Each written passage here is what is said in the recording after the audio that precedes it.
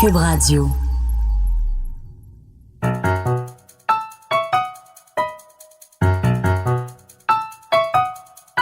Ici Mathieu Bock-Côté et bienvenue au balado Les idées mènent le monde.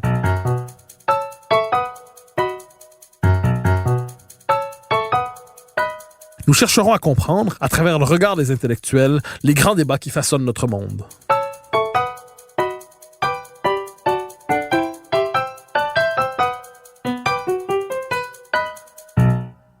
C'est un plaisir de vous accueillir pour la dernière émission de la saison avant notre reprise en septembre. C'est un plaisir surtout de vous accueillir en cette journée de fête nationale, celle d'un peuple qui n'ose pas toujours dire son nom, mais qui un jour existera pleinement par lui-même, je n'en doute pas. Et pour cette journée particulière, je me suis permis de préparer une émission qui l'est tout autant, en me penchant sur un créateur exceptionnel qui a su jeter un regard unique sur le Québec. Je parle du cinéaste André Gladu, dont l'œuvre était à l'honneur ces derniers mois à la Cinémathèque. Pour nous en parler, je reçois l'écrivain Carl Bergeron, qui n'a pas manqué un épisode de cette rétrospective et qui est certainement un des observateurs les plus fins de notre société et qui nous permettra de nous familiariser avec l'œuvre de Gladu et avec son regard sur le Québec. Carl Bergeron, bonjour. Bonjour. Alors, question première, la plus simple qui soit, qui est André Gladu et pourquoi lui a-t-on consacré récemment une rétrospective à la Cinémathèque?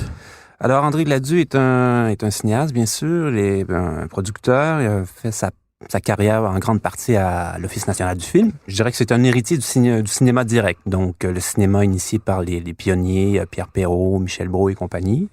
C'est le fils de Paul Gladu, donc Paul Gladu qui est un critique d'art. Et on y reviendra un peu plus tard parce que c'est pas sans importance dans le choix de sa filmographie. Et il est l'auteur d'une quarantaine de documentaires sur la culture québécoise, bien sûr, mais sur aussi ce qu'on pourrait appeler la Franco-Amérique. Et il a obtenu en 2018 le prix Albert Tessier, donc de l'Ordre du Québec, qui récompense l'œuvre d'un artisan du milieu du cinéma.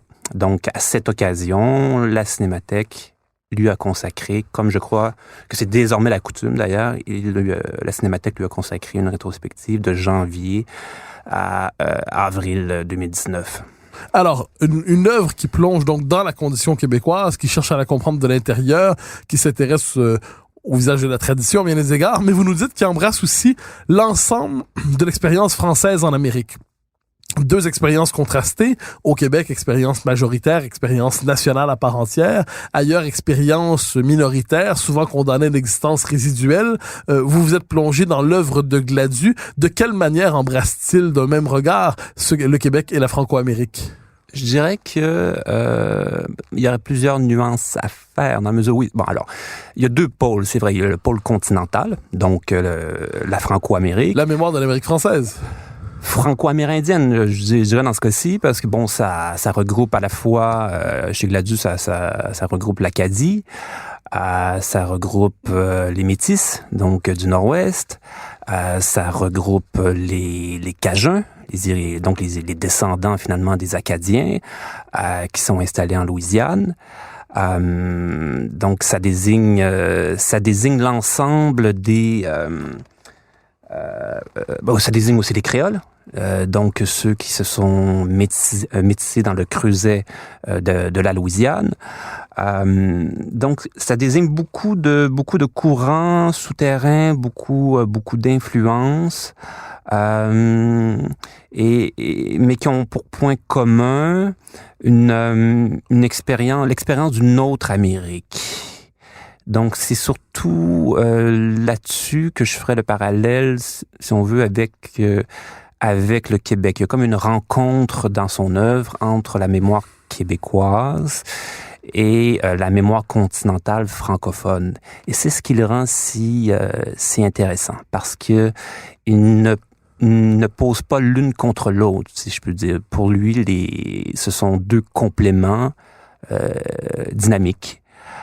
Qui se recoupent mais qui ne se confondent pas nécessairement, parce que l'expérience québécoise est, comme vous l'avez dit, une expérience majoritaire, mais qui ne l'a pas toujours été, dans la mesure où la Révolution tranquille a été le point de bascule. Donc c'est vrai que sur un plan quantitatif, démographique, il y avait une majorité, mais on sait très bien que disons, sur un plan psychologique, culturel, politique, économique, ce n'était pas le cas. C'était quand même un statut minoritaire qui était vécu. Et c'est ce que la Révolution tranquille vient renverser. Donc, de ce point de vue, l'expérience québécoise représente un parcours de renversement, si on veut, de la fatalité. Comme malheureusement, on peut le constater effectivement pour les minorités francophones un peu partout en Amérique. Sont malheureusement, elles luttent contre c'est David contre Goliath et donc elles sont confinées à un statut minoritaire dont on ne voit pas véritablement la fin.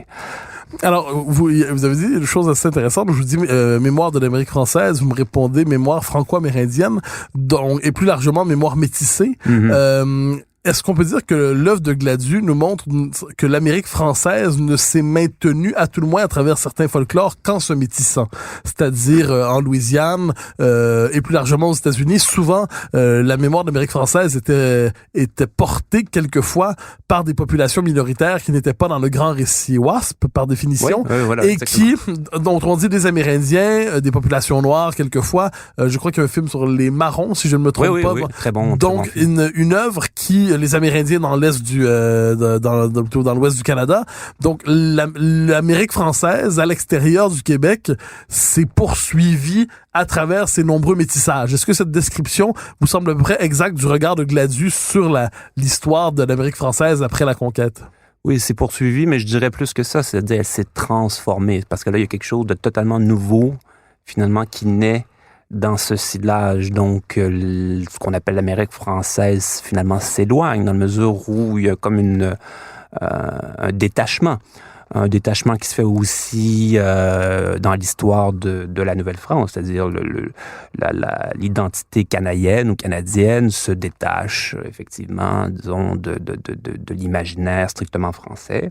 Donc, c'est la même chose qui se produit aussi à l'échelle continentale. Et lorsqu'on parle de créole, d'ailleurs, créole, à l'origine, désigne tout simplement l'habitant du pays. On désignait sous le nom de créole ceux qui venaient du pays, qui venaient pas de la métropole. Donc, on désignait tout aussi bien... Un peu l'équivalent de l'habitant pour les Canadiens français? Voilà, c'était lorsque les métropolitains parlaient des créoles du Canada. Hein, ils parlaient des créoles du Canada, ils parlaient des Canadiens. Et c'est la même chose donc pour la Louisiane, les créoles. Mais dans la Louisiane, le mot de créole, disons, a subi une évolution qu'on ne retrouve pas au Nord, qu'on ne retrouve pas dans le cadre québécois ou sur les rives du Saint-Laurent. Alors, si vous avez évoqué, c'est une œuvre qui est assez riche. Je crois la grande série, c'est Le Son des Français d'Amérique. Voilà. Qu'est-ce que Gladu cherche à mettre en scène, à raconter à travers Le Son des Français d'Amérique? Quelle est la grande aventure qu'il cherche à nous raconter? Alors, il faut d'abord savoir une chose, c'est que Le Son des Français d'Amérique, on pourrait presque dire que c'est né du premier film. En fait, je crois que c'est le premier film de Gladu, qui est le Rire du pendu. Et le Rire du pendu, c'est en 1972, je crois. Et déjà dans le Rire du pendu, en fait, c'était tourné en Acadie, au Québec et en Louisiane. Donc déjà, on voit la cartographie dont on ne dérogera plus vraiment après André Gladu. C'est chez tout créateur, chez tout artiste authentique, on remarque souvent ce schéma, c'est-à-dire dès les premiers titres, il y a déjà en germe l'univers à venir.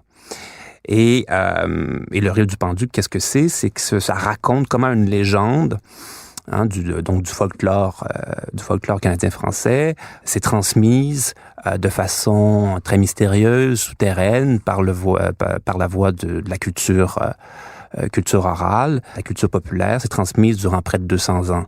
Et qu'est-ce que ça raconte, cette légende? C'est un condamné à mort qui, évidemment, il y a des variantes, hein, comme dans toutes les légendes, là, mais grosso modo, donc, c'est un condamné à mort qui obtient sa liberté. Comment? C'est en jouant, si on veut, le morceau de sa vie. C'est-à-dire pour mystifier, éblouir. Enfin, c'était tellement génial qu'il réussit à être libéré par ses geôliers.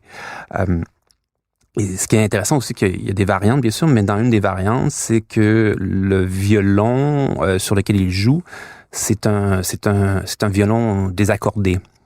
Donc, c'est intéressant parce que ça représente bien donc malgré les obstacles, malgré le côté dérisoire de l'instrument qui lui est laissé, il réussit à tout surmonter, à le transcender, finalement, cette pauvreté, hein, cette impuissance pour en faire quelque chose d'autre, et à un point tel qu'il finit par obtenir sa liberté. Donc, c'est déjà là, il y a un reflet de la psychologie, hein, si on veut, du survivant, du minoritaire, appelez-le comme vous voulez, et qui se trouve engagé dans une lutte.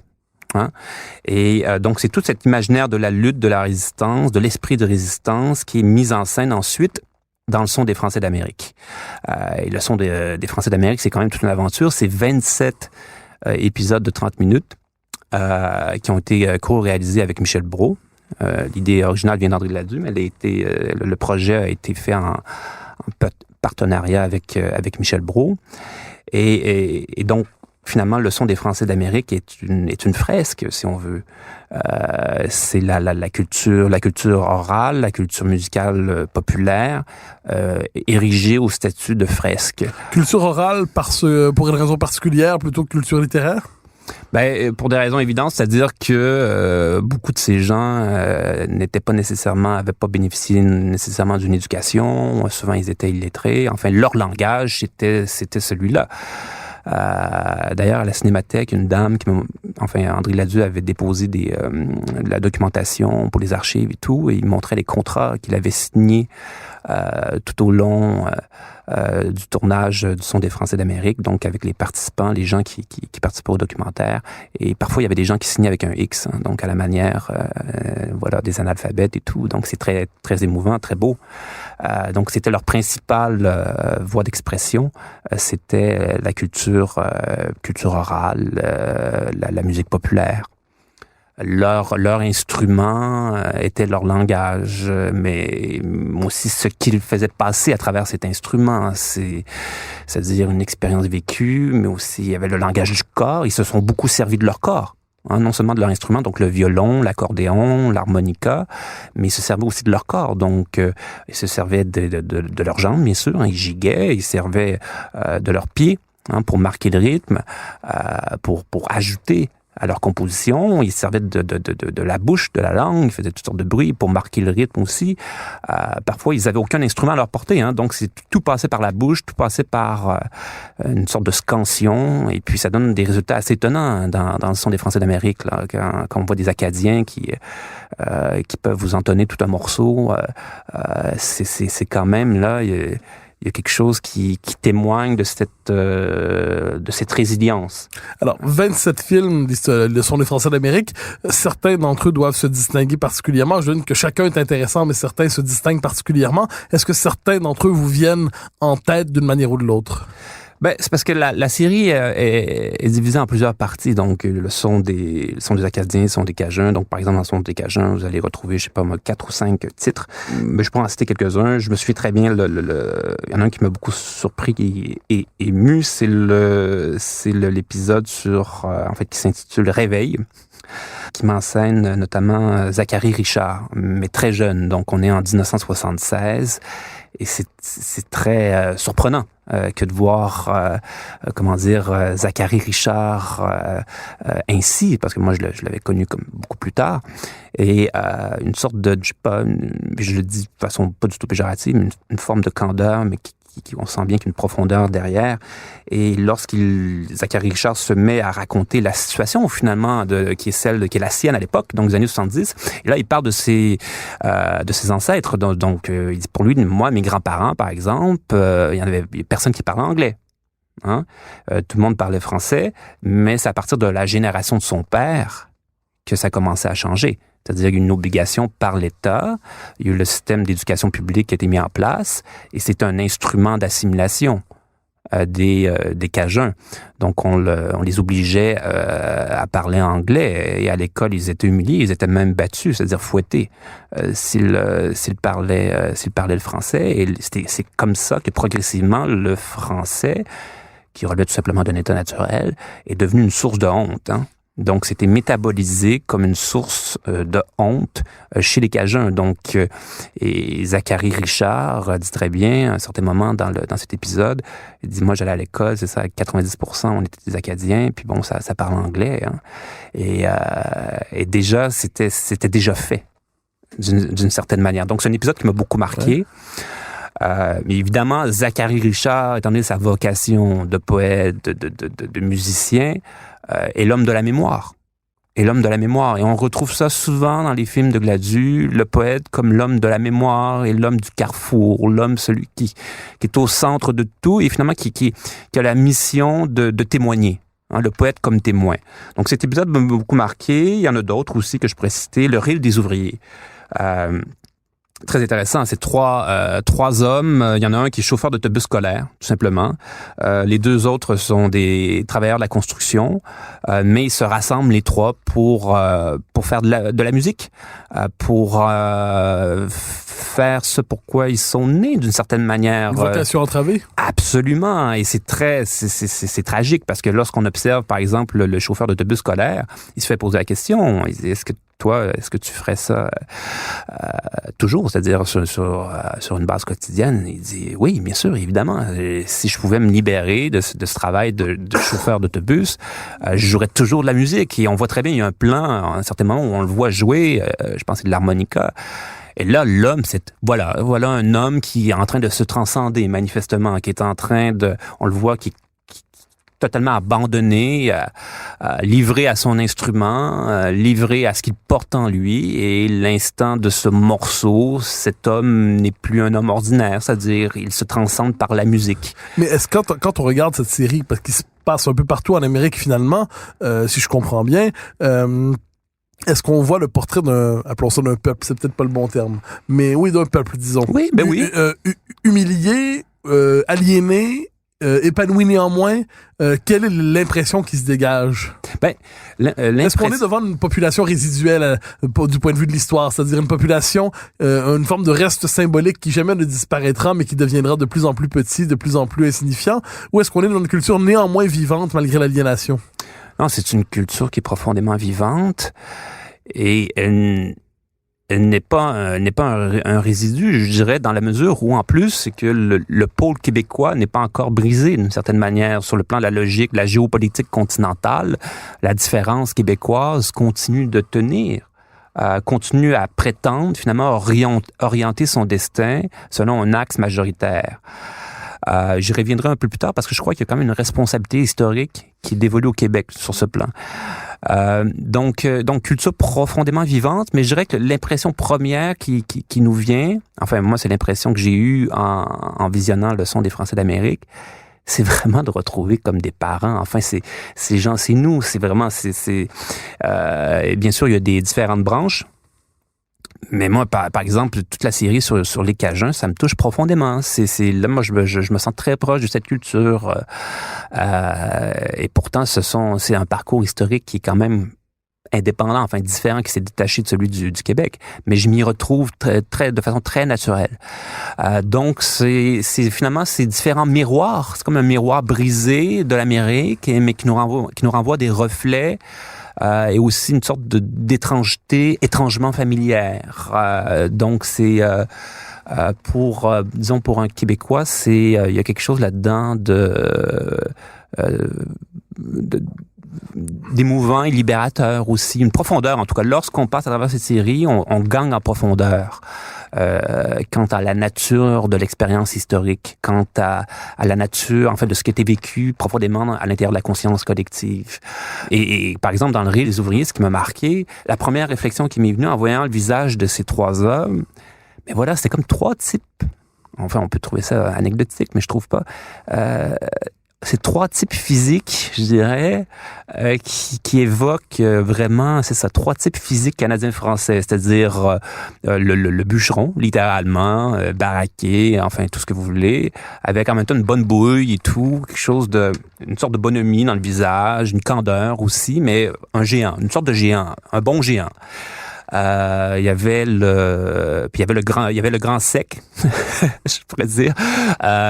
Donc une espèce de grand mince sec. Et il y avait le troisième aussi qui incarnait à sa façon un type physique. Puis là, parce que je dis ça parce que dans les premières scènes du Rue des ouvriers, on les voit arriver les trois ensemble. Et c'est tout de suite en les voyant les trois, mon Dieu, on dirait que c'est ça, trois types physiques. On reconnaît des types physiques comme ça à travers la série. Enfin, c'est vraiment des types qu'on reconnaît aisément.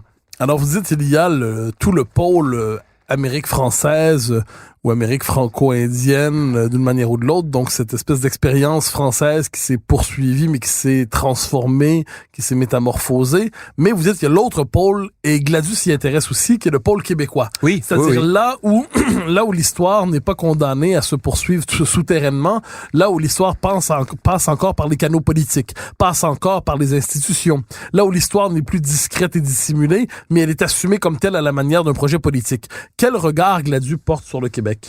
Et voilà, donc je dirais un regard à la fois confiant et lucide. Parce que lorsqu'il retrace la genèse, par exemple, de l'industrie du cinéma au Québec, donc dans la conquête du grand écran, c'est en 1996. Donc là, il part finalement de la figure de Léo-Ernest Ouimet, qui était celui figure du Ouimetoscope. Et voilà, exactement, celui qui a fondé qui a toute une pratique le premier cinéma à Montréal et qui est vraiment à la source finalement de cette première tentative d'autonomie, si on veut, québécoise par rapport à la fois aux géants américains, mais par rapport aussi à la concurrence française qui se partageait le marché en Amérique. Donc, il part de cette figure très intéressante de Ouimet, c'est-à-dire un entrepreneur, mais en même temps un entrepreneur à la canadienne française, c'est-à-dire très débrouillard, il avait une formation en génie électrique, commence à gosser, si on veut, avec tout ça, il s'y intéresse, donc vous voyez déjà un peu le portrait, mais en même temps très créatif, très audacieux aussi, très, très, très autarcique d'une certaine manière, et puis qui commence il se lance en affaires et ça marche très fort. Et donc, il parle de cette figure, mais ensuite aussi, il raconte tout le reste. Donc aussi les luttes qui ont été menées par les pionniers, Claude Jutras et compagnie. On voit aussi Denis Arcand un peu plus loin dans le documentaire. On voit aussi, surtout, ce qui m'a beaucoup intéressé dans ce documentaire, c'est l'entrevue avec Fernand Dansereau qui parle de l'histoire de l'ONF. Parce que, en fait, c'est très intéressant parce que voilà une institution fédérale d'abord. Fédérale, et donc qui poursuit ses propres objectifs. Et finalement, au tout début, l'ONF au Québec, c'est une succursale. On s'attend tout simplement à ce que les artistes québécois poursuivent cette mission un peu folklorique, quelque chose d'absolument inoffensif. Mais les cinéastes, les artistes québécois instrumentalisent, enfin, ils mettent à leur service, finalement, cette institution, ou en fait, ils mettent l'institution au service de la réalité québécoise. Et là, ça donne cette explosion extraordinaire du cinéma direct. Et Fernand Dansereau raconte très bien, il dit c'était quelque chose, là, c'est que tout était décidé à Toronto, le budget était décidé à Toronto, même des scénarios devaient être relus et corrigés, étaient annotés en anglais à Toronto, donc c'était véritablement une institution coloniale presque.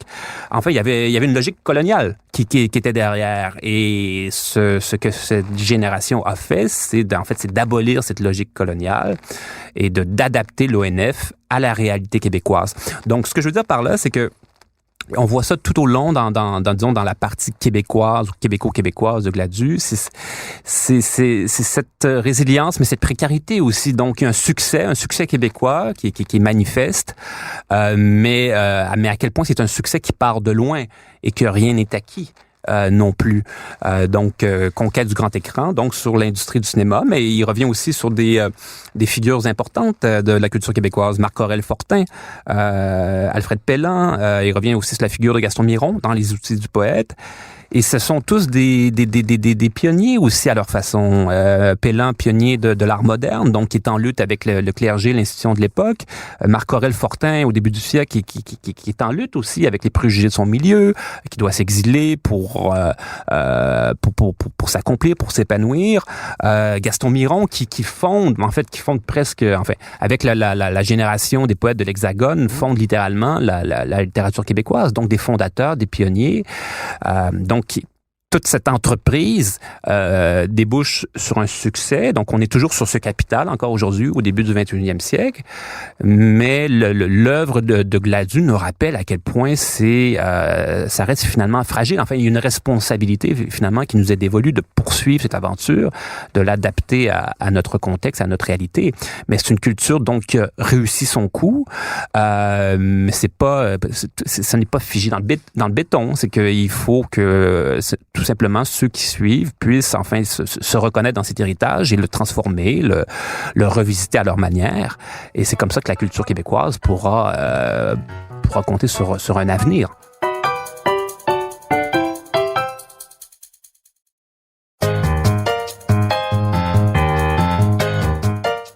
Alors, on reviendra très bientôt sur une autre des figures qui a intéressé Gladue, c'est Gilles Vigneault, parce que vous m'en avez déjà parlé en d'autres lieux. Mais j'aimerais vous entendre sur une question un peu plus délicate, mais qui me semble essentielle. C'est que Gladue, donc, a été le témoin de la Renaissance québécoise. Il a plongé son regard même dans les profondeurs de notre histoire. Il a immortalisé certains personnages, Marc-Aurèle Fortin, Pellan. Vous avez parlé aussi de Miron, qui est certainement le poète qui recrée l'imaginaire national à sa manière dans son œuvre. Et pourtant, vous me corrigerez, j'espère ne pas être injuste, mais l'œuvre de Gladue qui embrasse tout ça est une œuvre qui n'est pas parvenue, à tout le moins pour les temps présents, je dirais pas qu'elle est moins reconnue parce qu'elle a toutes les marques de la reconnaissance officielle et ainsi de suite, mais qui semble aujourd'hui, le nom de Gladue apparaît quand on parle des grands créateurs, des grands témoins du cinéma québécois ou de l'art québécois, on va nommer toute une série de noms, son nom apparaît, mais pas nécessairement parmi les premiers. Et cela me semble assez injuste. Est-ce que, je me trompe en disant cela, que s'il n'apparaît pas parmi les premiers et que c'est injuste? Et deuxièmement, comment l'expliqueriez-vous? C'est parce que c'est toujours mystérieux. C'est-à-dire comment telle ou telle œuvre trouvera ou pas une résonance avec. Puis on sait pas. En fait, moi je suis convaincu que les œuvres toujours authentiques comme celle de Gladue par exemple finissent toujours par trouver son auditoire d'une manière ou de l'autre. C'est sûr, on leur souhaite évidemment le succès le plus rapidement possible. On leur souhaiterait un succès américain. C'est peut-être notre imaginaire qui est tordu aussi. Mais la nature même, en fait, de ce qui fait une œuvre, c'est très souterrain, c'est très mystérieux. Il y a quelqu'un à un moment donné, il s'intéresse à ça et tout à coup ça le nourrit, puis voilà, c'est reparti. Donc il y a un rythme qui est naturel à la culture, une sorte d'écosystème de la culture. Qui n'est pas le rythme qui n'est pas celui des médias, qui n'est pas celui des médias, qui n'est pas celui comme de l'ambition médiatique ordinaire, qui en fait ça n'a rien à voir. C'est toujours un rythme mais qui est singulier. Moi je pense que premièrement, la rétrospective a été à la Cinémathèque a été un succès. Et en plus, c'est que le Son des Français d'Amérique a obtenu une reconnaissance importante. Par l'UNESCO. L'UNESCO, donc la série est inscrite au registre de la mémoire du monde de l'UNESCO. Et donc, c'est venu un peu accélérer, je pense, un processus qui était déjà en cours, c'est-à-dire la numérisation et restauration de toute la série par la Cinémathèque. C'est en cours. Je pense, écoutez, ça devrait être pour 2020 peut-être.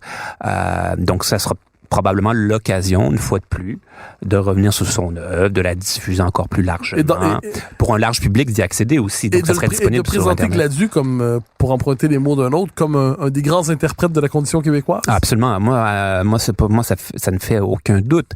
Et c'est tout particulièrement évident, par exemple, dans le court-métrage avec Gilles Vigneault.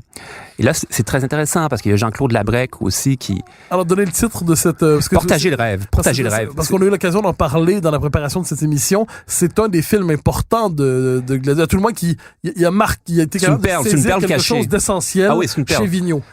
C'est une perle cachée. Partager le rêve, c'est 22 minutes. Et là, je pense que c'est un peu en marge peut-être d'une prestation que Vigneault devait faire. En tout cas, c'est comme en coulisses. Et là, Vigneault est installé, je sais pas, sur un sofa, sur un fauteuil, et puis là, il parle pendant 22 minutes. C'est en marge d'un événement sur les traditions, l'artisanat. Et donc, il est appelé à préciser sa pensée, ce que représente pour lui la tradition. Question fondamentale, c'est une. Parce que Vigneault plonge dans la mémoire la plus lointaine du Québec pour la faire ressurgir et alimenter la culture profonde. Donc, c'est un porteur de tradition, c'est un réanimateur de tradition Vigneault. Absolument, mais là, on voit dans cet échange, parce que c'est un échange fondamentalement. C'est pas une sorte de conférence unilatérale, c'est un échange. Et c'est ce qui fait la richesse particulière de ce petit film qui est, à mes yeux, un chef-d'œuvre. On sent derrière la caméra la présence de Gladue, on sent la présence de Labrec. Et là, c'est Vigneault qui leur parle. Donc, mais en même temps, il parle évidemment au public, mais à travers la médiation de Gladieux et de Labrec, donc à travers la médiation de l'amitié. Et là, il y a quelque chose, il y a une sorte d'intimité qui s'établit avec le spectateur, qui est très particulière, mais on sent que, pour qu'elle soit possible, il a fallu que la parole de Vigneault soit sur le mode de l'échange, et pas avec n'importe qui, c'est-à-dire avec des gens qui l'estiment, qui l'aiment, etc. Et sur une question qui est pour lui vitale. Et là, le courant passe, et là, c'est la magie. Et là, il y a tout le talent là, de Gladieux et de Labrec, c'est-à-dire des plans rapprochés sur le visage de Vigneault, et là, on voit que, enfin, ça peut paraître candide de l'exprimer ici, mais c'est tellement un beau visage. C'est-à-dire, Gilles Vigneault, on voit ses yeux, la clarté de ses yeux, la transparence de son regard, le naturel de son sourire aussi, une sorte de noblesse, une noblesse de l'âme, c'est-à-dire qui apparaît à la surface du visage. Et on voit Vigneault totalement happé par son sujet. On voit le poète à l'œuvre. En fait, il crie sous nos yeux, littéralement. C'est-à-dire, il improvise, c'est-à-dire, il part du mot tradition, et là, portager le rêve, parce qu'il utilise beaucoup la métaphore du portage.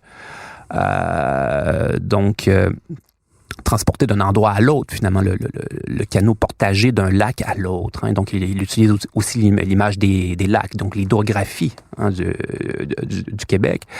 Et la place de l'homme à l'intérieur de cet écosystème, et qui est un maillon, donc un maillon nécessaire, mais en même temps un maillon qui est appelé à s'effacer d'une certaine manière. Donc, une responsabilité importante, mais en même temps, nous ne sommes qu'un maillon dans la chaîne.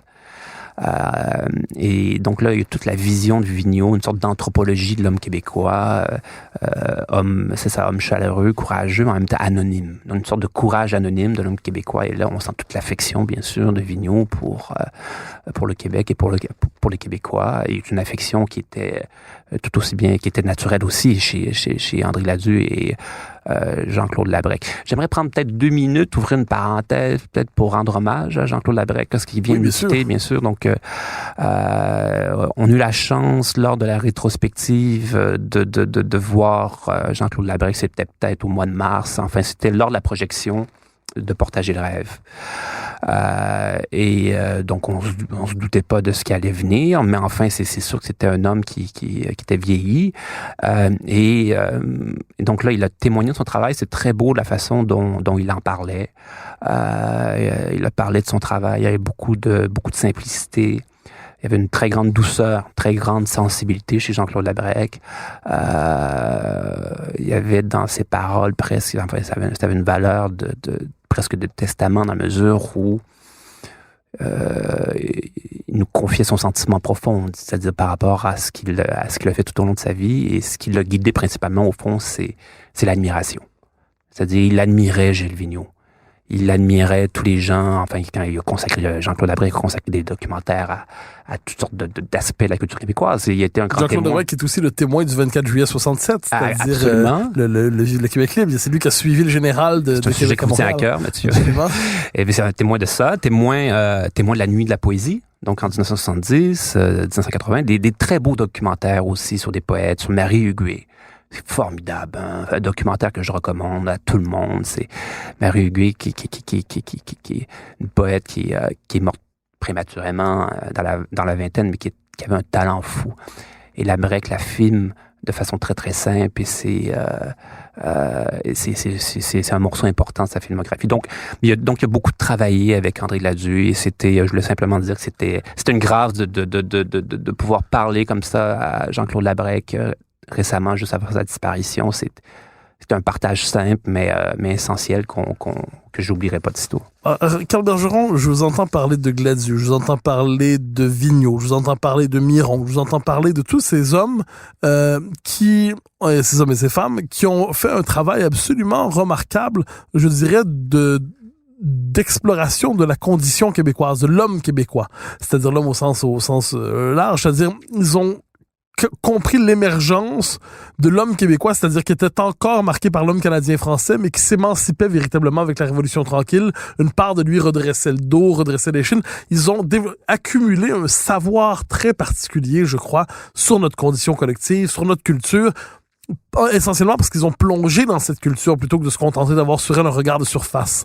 Est-ce que je me trompe en disant qu'il y a chez cette génération, chez ces créateurs, chez ces poètes, chez ces cinéastes, chez ces intellectuels, on pourrait penser à Fernand Dumont et à d'autres comme ça, est-ce que je me trompe en disant qu'ils ont véritablement accumuler un savoir particulier sur notre condition collective? Et 2, est-ce que je me trompe en disant que c'est un savoir qui n'a pas été transmis, à tout le moins qui n'a pas été reçu? C'est-à-dire, c'est un moment de notre histoire, mais comme si qui demeurait en suspens, comme si les héritiers manquaient pour récupérer ce savoir et le prolonger jusqu'à notre réalité contemporaine, ce qui fait qu'aujourd'hui, à bien des égards, les catégories culturelles par lesquelles nous nous comprenons ne sont plus celles qui viennent de notre propre culture et notre expérience historique, mais qui sont des catégories d'importation de telle université américaine, de tel concept publicitaire et ainsi de suite. Donc, est-ce qu'on est devant un moment important de notre culture et pourquoi, s'il est important, pourquoi la transmission n'a pas eu lieu? Absolument. C'est un savoir particulier que pour moi, qui a beaucoup d'importance. J'ai déjà dit, on s'était déjà rencontrés dans le cadre de vos émissions, et puis pour moi, j'avais fait l'éloge de Gaston Miron, et je disais que si Gaston Miron n'avait pas existé, j'avais pas l'impression que je pouvais en fait faire mon travail d'écrivain, ça serait pas possible. C'est-à-dire, et donc, tous ces gens-là, vous les avez évoqués, pour moi, sont très importants. Ils ont permis, c'est ça, la constitution d'un savoir, et qui trouve une résonance profonde, enfin, en moi, en tout cas. Et je dirais que il y avait Malraux, il y avait une citation de Malraux qui est très intéressante. Il disait que l'héritage ne se reçoit pas, il se conquiert. C'est-à-dire, il faut un désir, principalement. Donc, ça peut pas être reçu passivement.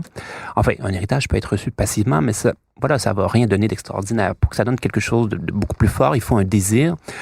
Et donc, de certaine manière, ça se passe toujours sur le mode de la reconquête, surtout pour les Québécois. C'est-à-dire qu'une partie de leur histoire a été vécue disons, sur le mode de la dépossession. Donc, il y a toujours cet effort de reconquête qui doit être fait. Ça fait partie des paramètres invariables, si on veut, de notre histoire, de la conscience collective. Il faut ce désir et cet effort de reconquête, de mise à niveau avec sa propre ontologie, si on veut. Et c'est pas gagné. Ça peut être très long. Moi, c'est ce que j'avais appelé l'épreuve dans le monde avec le chapeau. Il faut un effort et à partir du moment où on est mis à niveau avec cet état, cette condition, tout à coup, tout ce savoir qui était constitué avant nous trouve une résonance qu'il n'avait peut-être pas avant. Et c'est pourquoi, donc, c'est une sortie de l'amnésie, de l'anesthésie, du confort, de la satiété aussi de l'époque contemporaine. Il y a tous ces aspects-là qui jouent, si on veut, dans le rapport que les contemporains peuvent entretenir avec leur héritage. Mais on ne sait jamais quand ça peut avoir lieu. Et c'est de la façon dont ça va avoir lieu. Ça peut être échelonné, ça peut être graduel, progressivement, par exemple. Voilà, l'héritier, enfin le descendant québécois, trouve, il va y avoir accès par une porte, par un film, par un livre. Et là, il va se mettre à lire d'autres choses, il va se mettre à écouter d'autres films. Et c'est comme ça qu'il se construit un itinéraire qui varie selon chaque personne, qui n'est pas interchangeable. Donc, parce qu'il y a une question comme ça lors de la rétrospective, il y avait un spectateur qui parlait de la jeunesse, etc., le rapport à la mémoire nationale qui l'attristait et qu'il a eu une réponse assez flegmatique quant à cette question. Il faut faire confiance, c'est-à-dire il faut faire confiance en la jeunesse, aux contemporains aussi, c'est que ils ont tous leur itinéraire, ils ont tous leur propre chemin à faire. Et puis, l'important, c'est que ce savoir, il est là, il est bien préservé d'ailleurs. Donc, on voit que les institutions font leur travail. La Cinémathèque, par exemple, dans ce cas-ci, fait son travail. Donc, tout ce monde-là, donc, il y a une infrastructure, tout est là pour permettre aux Québécois de continuer de se comprendre, de se percevoir à travers dans leurs propres termes. Donc, pas dans les termes qui ont été choisis par le conquérant, c'est-à-dire ou par le dominant. Et ça, c'est le point essentiel chez Gladius, c'est-à-dire il a toujours trouvé important de faire entendre le témoignage de ceux qui n'avaient pas le pouvoir. Et donc, de donner le plus possible la possibilité aux descendants de ces peuples ou de ce peuple de se comprendre dans les paramètres de leur propre expérience, dans leurs propres termes.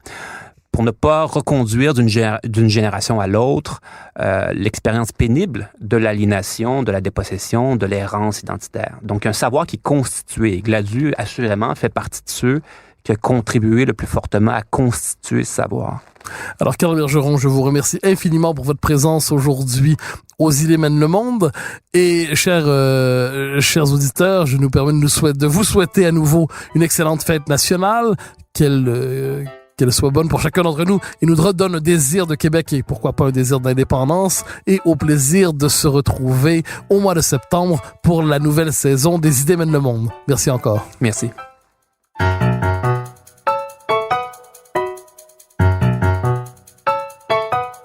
Chers auditeurs des Idées mènent le monde, vous pouvez faire connaître le balado sur vos réseaux sociaux en partageant les épisodes que vous aimez. Cela nous donne à chaque fois un fier coup de main pour faire découvrir le balado. Aussi, si vous écoutez sur une autre plateforme que Cube Radio, laissez-nous un commentaire. C'est encore une fois un geste qui nous permet de faire connaître la série à un plus grand nombre. Merci à vous d'être à l'écoute. Alors, vous pouvez me suivre sur Twitter et sur Facebook. Vous pouvez également lire mes chroniques chaque mardi, mercredi, jeudi et samedi dans le Journal de Montréal. Animation et recherche, Mathieu Bock-Côté. Réalisation, Anne-Sophie Carpentier. Une production Cube Radio.